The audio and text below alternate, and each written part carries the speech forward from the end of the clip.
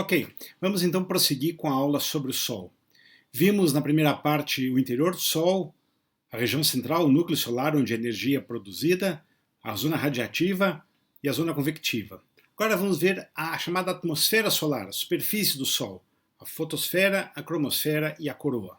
Bom, continuando o esqueminha, acima da zona convectiva, da zona de convecção, vem a fotosfera. A fotosfera é o que a gente efetivamente vê quando olha para o Sol. Quando olha para o Sol com equipamento de proteção, não vamos esquecer isso nunca, gente. A fotosfera, ela em si é muito pouco espessa, ela tem apenas 500 quilômetros de espessura. É muito pouco espessa comparando com a estrutura total de 700 mil quilômetros do raio do Sol. A sua temperatura é a temperatura efetiva que a gente determina, em torno de 5.800 kelvins, e a densidade é muito baixa, da ordem de 10 a menos 4 kg por metro cúbico. A densidade é muito baixa, então não tem mais convecção. A convecção deixa de ser a principal fonte de energia. A energia na fotosfera é transformada novamente por radiação, os fótons é que viajam. Os fótons daí produzem o espectro contínuo do Sol, porém, como existem átomos naquela região, nem todos os comprimentos de onda são emitidos. Então o Sol não emite radiação como um corpo negro perfeito. Existe superposto a ele um espectro de absorção da fotosfera que é um resultado que é o efeito da composição química do Sol, ou seja, é a impressão digital da composição química do Sol. É o chamado espectro de Fraunhofer, linhas de Fraunhofer. Se vocês estão lembrados, quando a gente falou sobre radiação, eu falei para vocês que mais ou menos na mesma época que o Brasil estava chegando na independência, aí por 1820, 22, um químico alemão chamado Fraunhofer, pela primeira vez obteve o espectro do Sol e encontrou um padrão de linhas de absorção, que agora são conhecidas como linhas de Fraunhofer. Elas estão ilustradas aqui nesse diagrama, começando no infravermelho aqui desse lado, chegando no ultravioleta aqui do lado esquerdo, e mostrando as linhas com a designação original do Fraunhofer, A, B, C, D, depois letras minúsculas indicando as linhas mais fracas. Atualmente, todo esse espectro de Fraunhofer é conhecido já em termos da sua origem, né, dos seus elementos que dão origem. A chamada banda A de Fraunhofer e a banda B são, na verdade, o espectro do átomo de oxigênio, da molécula de oxigênio, perdão. Depois a banda C, a banda D, por exemplo, é uma banda bem conhecida, fica aqui no centro do espectro, é produzido pelas linhas de sódio, enfim, dos elementos químicos que existem em maior abundância na fotosfera do Sol. Como eu falei para vocês em algumas aulas anteriores, o espectro do Sol é extremamente rico, a gente encontra na internet atlas do espectro solar e para cada angstrom do espectro solar existem centenas e centenas de transições atômicas já identificadas. Antigamente isso eram livros muito grandes que encontravam-se nas bibliotecas dos centros universitários. Atualmente isso está tudo disponível via internet de forma eletrônica.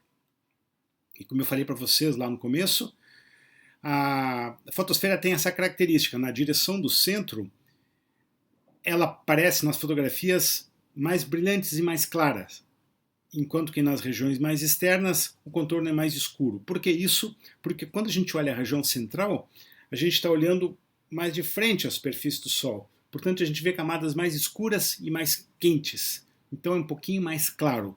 O bordo solar, a gente vê ele de um ângulo mais rasante e a gente vê, portanto, só a parte mais externa e mais fria. Esse efeito é obtido em todas as imagens do Sol e é conhecido como obscurecimento de borda. Uma sugestão muito importante: se alguém for querer brincar de fotógrafo solar, não deixe de usar filtros específicos para fotografar o Sol. Não dá para fazer adaptação, não dá para fazer gambiarra, para fazer imagem nem para observar o Sol. Se fazer gambiarra, você vai certamente danificar de forma irreversível o sensor da sua câmera e, o que é muito pior, corre o risco de danificar também de forma irreversível o seu sensor de radiação, a retina. Então, muito cuidado ao brincar de fazer imagens com o Sol ou de observar o Sol. Isso só pode ser feito usando equipamentos apropriados. Outra característica importante da fotosfera são as manchas solares. Regiões escuras, manchas efetivamente, a escala de tamanho delas tipicamente é o tamanho da Terra, aqui aparecem ampliadas, elas têm uma região bem escura central, circunscrita por uma região um pouquinho mais clara. E o que são as manchas solares? Elas são mais frias, por isso parecem mais escuras. Na verdade, são regiões em que as linhas de força do campo magnético do Sol travam, seguram as colunas de convecção. Por isso elas são mais escuras. Naquela região ali, localmente, para de ocorrer convecção e, parando de ocorrer convecção, a temperatura baixa. A temperatura baixa tipicamente 1000 graus em relação à temperatura média da fotosfera. Por serem mais escuras, por serem mais frias, elas parecem mais escuras. O tempo de vida das manchas é limitado, tipicamente dura dezenas de dias, nos limites de 1 a 100 dias, portanto é possível monitorar uma mancha, dar mais de uma volta em torno do Sol, a região central do Sol dá uma volta completa, tem um período de cerca de 25 dias, aqui mais na região polar, 30 e poucos, portanto é possível que uma mesma mancha dê algumas voltas sobre o Sol. E a partir da posição das manchas, como as manchas se deslocam em diferentes latitudes, é possível medir, é possível estabelecer o período de rotação do Sol. As causas das manchas são as linhas de força do campo magnético do Sol. O campo magnético do Sol é muito mais complexo que o da Terra. O Sol não é um dipolo simples como a Terra. E o que acontece com as manchas? Bom, as manchas sempre aparecem aos pares com polaridades invertidas, de maneira que as linhas de força sempre têm essa cara aqui, né? Elas emergem do polo sul da mancha e emergem no polo norte. E o que acontece? Ora, como a rotação do Sol é diferencial, as linhas de força, você pode entender como se as linhas de força se enroscassem. E esse processo faz com que elas se concentrem em alguns pontos da superfície. Naqueles pontos em que ela se concentra, o campo magnético da mancha vai travar as colunas de convecção. O material do interior do Sol é todo plasma, é todo material eletricamente carregado. As linhas de força vão travar as colunas de convecção. Isso vai fazer com que naquele lugarzinho, ali naquela regiãozinha, a temperatura baixe e a mancha apareça mais escura. É o que está dito aqui, ou seja, os campos magnéticos intensos bloqueiam, travam o fluxo convectivo de gás. E elas ocorrem sempre aos pares com polaridades invertidas, como está mostrado na figura aqui. Vale a pena lembrar, as manchas, então, como eu falei para vocês, a origem das manchas são as distorções das linhas de força do campo magnético pela rotação diferencial do Sol. Eventualmente, essas linhas de força emergem acima da fotosfera e voltam dali formando um anel, formando um loop, e aí o campo magnético vai travar a convecção e a mancha vai se formar.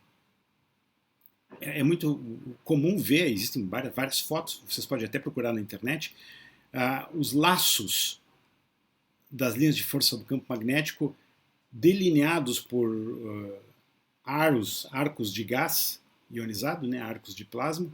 Essas são as chamadas proeminências que aparecem nas fotos do Sol. Outro fator importante que aparece correlacionado com as linhas de força é o chamado ciclo solar de 11 anos. A cada 11 anos existe um máximo da atividade solar. A atividade chega num máximo, vai diminuindo e chega em outro máximo 11 anos depois. O que caracteriza um máximo é uma quantidade maior de manchas por unidade de área do Sol. Isso está representado aqui, esse ciclo é observado desde a época do Galileu, faz mais de 400 anos, e várias informações importantes aparecem no ciclo das manchas solares. Vejam aqui, esse primeiro máximo aqui, lá no começo do século XVII, foi observado pelo próprio Galileu. Ele observou que as manchas chegavam ao máximo, depois diminuíam, anos depois aumentava o número de manchas de novo. E isso foi observado, isso vem sendo observado desde lá, com esse detalhe importantíssimo aqui. Mais ou menos de 1650 até 1720, 1730, as manchas solares sumiram. Ou ficou num nível muito baixo, a contagem de manchas. Esse mínimo é conhecido como mínimo de Maunder, e ele coincidiu com uma baixa significativa da temperatura média em toda a Terra. Conta-se, por exemplo, que durante essa região aqui, a segunda metade do século XVII, em Londres, na Inglaterra, era possível atravessar de cavalo sobre o rio Tâmisa. O rio era tão congelado no inverno que dava para atravessar ele de cavalo. Isso nunca mais aconteceu depois do começo do século XVIII. E aqui em azul, já em medidas mais precisas, aparece o número de manchas por ano ao longo dos anos, né? Vejam que dá para ver aqui os picos marcando o ciclo de 11 anos, mas também salta aos olhos do fato de que os picos não são iguais um em relação ao outro. Existem picos muito mais intensos e picos muito mais fracos. Vejam, por exemplo, o último aqui, o último máximo aconteceu em 2013, o último máximo foi muito, muito pobrinho em manchas. Teve muito menos manchas do que no máximo anterior, em torno do ano 2002. Deu uma diferença muito grande aqui. Está todo mundo curioso para saber como que vai ser o próximo máximo lá para 2024. Durante os máximos de atividade solar, ele tem mais atividade magnética, ele tem mais manchas solares, ele tem mais explosões, mais ejeções de gás, mais partículas carregadas chegam na atmosfera da Terra. Ou seja, esse ciclo de atividade é importante e ele tem uma relação muito clara com o clima da Terra, uma relação que não é bem conhecida, mas é muito clara de que ela existe. Como eu falei para vocês, aqui está descrito, o mínimo de Maunder ele começou em 1645 e terminou na prática um pouco depois do começo do século XVIII, lá por 1715. O aspecto granuloso da fotosfera representa o topo das colunas de convecção.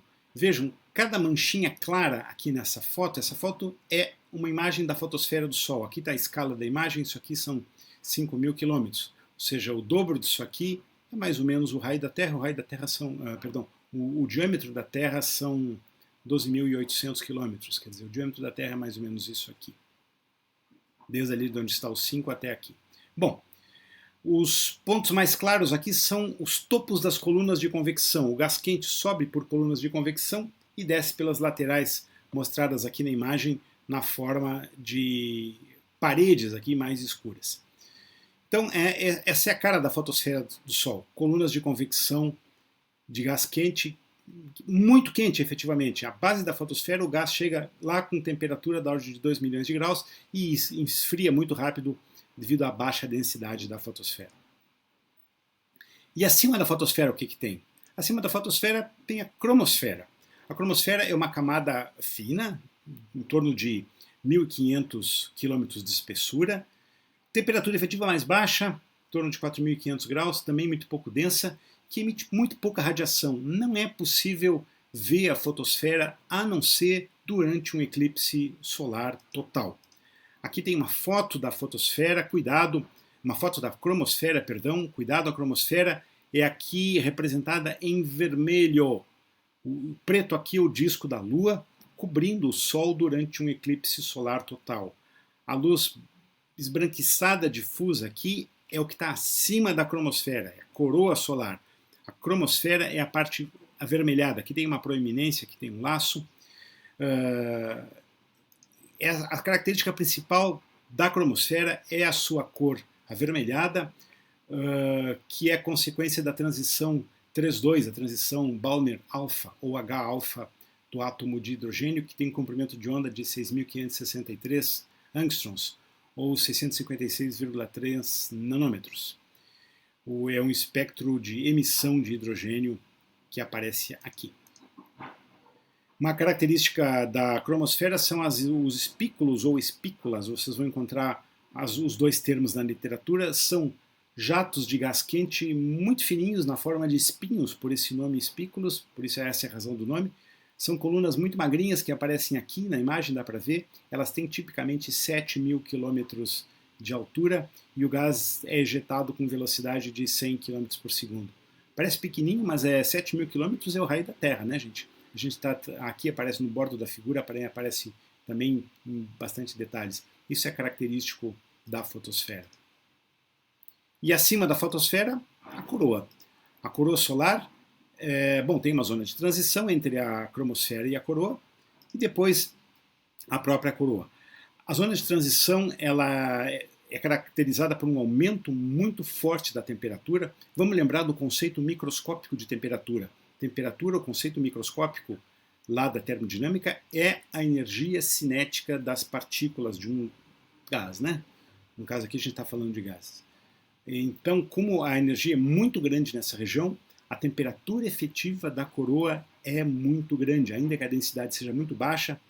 A gente está falando de densidade da ordem de 10 a menos 12 kg por metro cúbico, ou 10 a menos 15 gramas por centímetro cúbico, é muito pouca densidade, mas a temperatura efetiva é muito alta, é da ordem dos milhões de graus. A zona de transição termina a cerca de 10 mil quilômetros acima da cromosfera, e aí sim vem a coroa solar. O tamanho da coroa solar varia muito. Durante os períodos de baixa atividade do Sol, como a gente está agora em 2020, o raio da coroa é bem menor que o raio do Sol, mas poucas dezenas de milhares de quilômetros. Porém, nos picos de atividade solar, a coroa pode ter centenas de milhares de quilômetros de espessura. Ela pode se estender muito e depois o material da coroa está sendo ejetado para fora e esse material vai se transformar posteriormente no vento solar que permeia todo o sistema solar. Essa é uma foto também obtida durante um eclipse solar total e dá para ver aqui a coroa bem mais extensa, né? Então, a gente sabe que o raio do Sol, do centro do Sol até a borda, são 700 mil quilômetros. Daqui dá para estimar que a coroa tem na ordem de uns 300 mil quilômetros nessa imagem aqui. A coroa pode se estender muito, mas a luminosidade dela é muito baixa. Portanto, ela só pode ser observada durante os eclipses solares totais. A temperatura efetiva da coroa está indicado aqui. Ela sobe muito. Aqui está a cromosfera. A temperatura no final da fotosfera são os próximos de 6.000 Kelvin, 5.800 Kelvin que a gente já viu. Ela cai um pouco na coroa, chega a 4.500, sobe muito rápido na zona de transição, até passar de 1 milhão de graus, porque o material está sendo ejetado de dentro para fora com velocidade alta, né, com bastante energia cinética, e como a densidade do meio é muito baixa, esse material adquire uma energia cinética muito grande. As partículas, os íons que formam a coroa, adquirem energia muito grande, portanto a temperatura efetiva da coroa é muito elevada, chegando a 3 milhões de graus. Vejam aqui nesse diagrama está indicada a distância acima da fotosfera em quilômetros. Aqui cerca de 10 mil quilômetros acima da fotosfera termina a zona de transição e começa a coroa que vai embora, né? Pode ter um diâmetro, uma espessura muito maior do que é indicada aqui nessa imagem. E como eu falei para vocês, um dos detalhes famosos, aí, característicos da coroa solar são as proeminências, mostradas aqui nessa imagem. Ó. Vejam um enorme laço de gás quente que sobe e desce, né, ejetado. Isso aqui ele é delineado pelas linhas de força do campo magnético. Aqui tem outro aqui embaixo, aqui tem mais um. Para colocar a coisa em escala, vejam o detalhe pequenininho em azul aqui. Aqui está a Terra colocada na mesma escala. Então, tudo isso aqui é muito grande. A gente está falando de centenas de milhares de quilômetros. Esses arcos aqui. Aqui tem uma imagem do Sol inteiro. O tamanho da coroa pode ser aqui muito, muito grande. São estruturas temporárias, transitórias. O gás aqui sobe e desce. E o gás é ejetado, segue as linhas de força do campo magnético e cai novamente na superfície do Sol. As proeminências são muito bonitas de ser vistas em imagens, em filmes. Se vocês procurarem aí imagens e filmes feitos por instituições de pesquisa específicas aí de estudo do Sol, a NASA por exemplo, tem um programa de observação do Sol muito intenso. Tem filmes no YouTube que mostram isso em detalhe. São animações, né? Porque isso aqui é muito lento. Não isso aqui em escala real demora dias, talvez semanas para acontecer. Mas aí existem animações rápidas que mostram isso em poucos segundos. É bem impressionante de ver.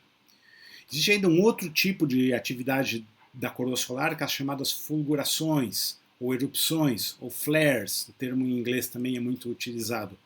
São fenômenos mais violentos do que as proeminências. São explosões da superfície do Sol onde o material não sobe e desce. Ele sobe e vai embora, porque é jogado para cima com velocidade muito grande, bem acima da velocidade de escape, e vai embora, se espalha pelo sistema solar. Esses são fenômenos altamente energéticos, são explosões que ocorrem na superfície do Sol. Nesse caso, o campo magnético não consegue segurar as partículas, como acontece nas proeminências. A temperatura efetiva nos flares chega a centenas de milhões de Kelvin. O material é ejetado com uma energia muito grande e vai embora, é ejetado. Esses fenômenos caracterizam as chamadas ejeções coronais de massa. Isso acontece frequentemente, tipicamente uma vez por semana, pelo menos durante a atividade solar. Nesse momento, bolhas de material carregado, de material com grande campo magnético, são jogadas da superfície do Sol para fora, são ejetadas do Sol e se esparramam no meio interplanetário. São fenômenos altamente energéticos e muito intensos. Quando uma bolha dessas chega na Terra, por exemplo, ela interage fortemente com a magnetosfera terrestre. Isso faz com que haja interrupções nas telecomunicações via satélite, isso perturba as telecomunicações via satélite, e mesmo redes de energia podem ser perturbadas, porque a quantidade de energia do ar aumenta muito. Eu vou mostrar uma animaçãozinha aqui, isso está no YouTube. Vou deixar vocês olharem aqui o link do filme no YouTube. Eu vou clicar aqui para vocês verem. Essa é uma animação de uma ejeção coronal famosa que ocorreu em 2012 e que foi extremamente energética. É uma animação da própria NASA. Eu vou tirar o filme para eu conseguir comentar, tirar a narração. É da divisão de heliofísica da NASA. Vocês mesmos podem ver esse filme. Aqui a imagem do Sol, essa é uma foto do Sol obscurecida por um coronógrafo.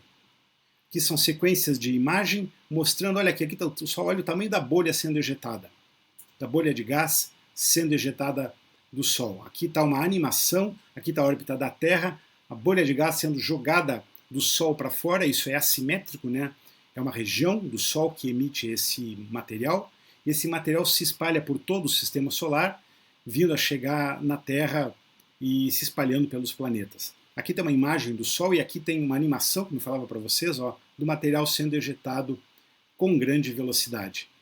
Ele aparece aqui no detalhe, material sendo ejetado e vai embora com grande violência. Aqui está a mesma imagem fotografada com distintos filtros, na verdade isso aqui são filtros ultravioleta, que mostram como o material é ejetado pela superfície do Sol e vai embora. Aqui estão os planetas internos, Mercúrio, Vênus e a Terra, logo depois. E dois satélites, o satélite estéreo B e satélite estéreo A. Esses satélites estão na mesma distância da Terra ao Sol, um pouco antes, pouco depois da Terra, e eles filmaram em detalhe essa explosão. Vejam as datas aqui, isso aqui é 22 de julho de 2012. Então, aqui está a enorme ejeção de gás. O chuvisco na câmera, que parece uma nevezinha, são as partículas de material carregado perturbando a qualidade da imagem da câmera. Aqui é um coronógrafo que tapa o brilho da região próxima do Sol, e aqui está o tamanho verdadeiro do Sol na escala dessa imagem como um todo aqui.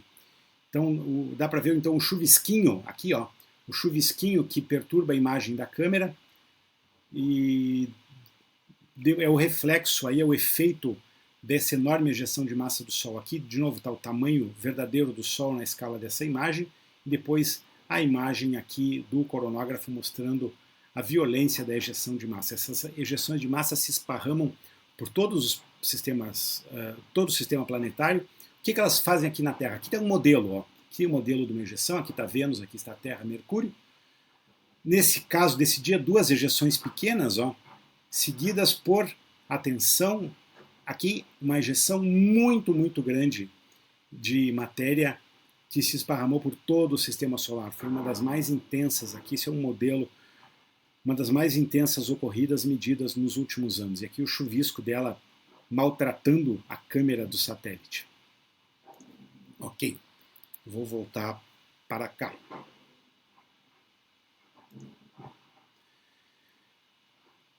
Então, isso que acontece na coroa solar, e a coroa solar produz o chamado vento solar, partículas de gás que se esparramam por todo o sistema solar. A cada segundo, o vento solar leva cerca de 1 milhão de toneladas de gás quente com temperatura aí da ordem dos centenas de milhares de Kelvin, eletricamente carregados. O vento se espalha com velocidade aí que varia das centenas até em torno de 1000 km por segundo e permeiam o Sol. Quando elas interagem com a Terra, o que elas provocam? Elas provocam as auroras. Lembram que as linhas de força do campo magnético defletem as partículas carregadas da Terra para os polos. Então, qual é o resultado disso?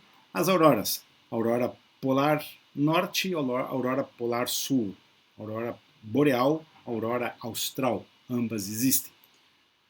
A composição do vento solar é basicamente partículas carregadas, prótons, partículas alfa, né, núcleos de hélio, e elétrons. Cerca de 0,1% são outros íons, carbono, nitrogênio, oxigênio, enfim, outros íons do material que existe na superfície do Sol, que é jogado para fora. Aqui tem uma bela imagem, uma imagem feita pela a partir da estação espacial, que mostra as auroras num dos polos da Terra. O tom esverdeado é a transição das partículas carregadas que vêm do Sol com os átomos de nitrogênio que dominam a atmosfera da Terra, lá na região dos polos, onde a densidade de partículas é maior. Então, os átomos são excitados por esses elétrons carregados, né? E quando eles se desexcitam, eles emitem fótons, né, que dão aí as cores características da aurora. Também recomendo a vocês que deem uma olhadinha no YouTube, tem vários filmes de auroras, vocês vão ver que domina a cor verde aí, por causa do átomo de nitrogênio. E aqui terminamos a segunda parte dessa aula.